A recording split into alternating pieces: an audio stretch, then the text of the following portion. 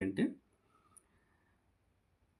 Type 1 answer చెప్తాను. Type 1 answer ఏంటి అంటే అది పాజిటివ్ ఆన్సర్. అంటే అవును అని చెప్పేది.